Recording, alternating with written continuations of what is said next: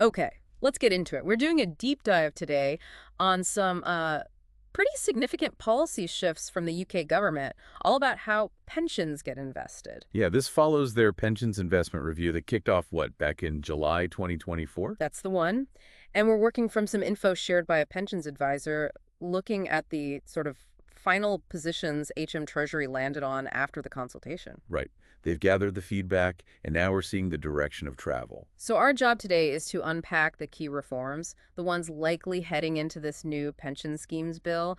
What are the really big changes we should expect for UK pension investments? Definitely.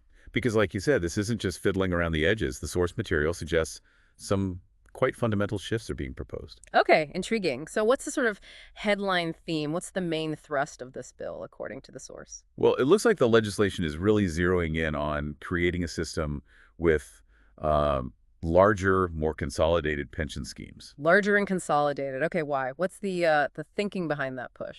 The core idea seems to be leveraging scale. The thinking is bigger schemes can potentially negotiate lower costs, sure, but also access a wider range of assets. Ah, okay. Things like private equity, infrastructure, that kind of thing. Exactly. Investments that might offer better long-term returns, but are harder for smaller schemes to get into. So consolidation is seen as the way to get that necessary scale. Right. Got it. Bigger pots for potentially better, broader investments. How are they actually planning to sort of force this consolidation then? Well, the source mentions they're planning to actively cut down the number of default arrangements out there. Uh, They'll bring in legislation to actually prevent new default arrangements being set up or run unless they're, very specific circumstances and the regulator signs off.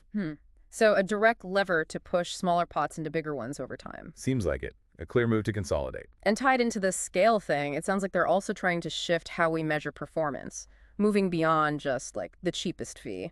Absolutely. That's a big part of it. The focus is shifting towards value for the saver rather than just cost alone, which they seem to feel can be a bit narrow or maybe even unhelpful sometimes. Right. So it's about the overall outcome, what you actually end up with. Precisely. Balancing the cost, yes, but also the investment strategy and, crucially, the performance it delivers. It's the net result that matters. Makes sense. Yeah, the actual return in your pocket is what counts. Now, you mentioned accessing different assets with scale. What about private assets specifically? Anything concrete there? Ah, yes. This is quite a big one. The bill is apparently set to include a reserve power, A reserve power, meaning? meaning the government would have the option. They wouldn't have to use it straight away. Yeah. But the power would be there, if they felt it was needed, to set actual quantitative targets. Targets for what? Targets pushing pension schemes to invest a certain minimum amount, or maybe a proportion of their funds, into a wider range of private assets. And, interestingly, including potentially UK-based private assets. Wow. Okay. So a potential government nudge or maybe even a shove towards private assets, including domestic ones, that could certainly change how portfolios look if they activate that power. It definitely could. It's a significant potential lever. Okay, so we know what's likely in. What did they consider but decide, not to pursue right now? Good question. The source indicates they looked at, but are not currently planning to bring forward, measures that would directly affect how employers or advisors operate in the defined contribution, the DC workplace market. So the typical auto-enrollment schemes, largely untouched in terms of employer-advisor roles for now. That's the indication. And they also parked reforms around differential pricing. Differential pricing, meaning different members in the same scheme paying different fees. Yeah, essentially. That idea seems to be off the table for this bill. Okay, so quick recap then. The main focus is driving consolidation for scale, shifting focus from just cost to overall value, and this potential power to set targets for private asset investment, maybe UK ones too. That's the core of it, yes. While holding back, for now at least, on those employer-advisor role changes and the differential pricing piece. And what's next? Does the source mention future steps? It does.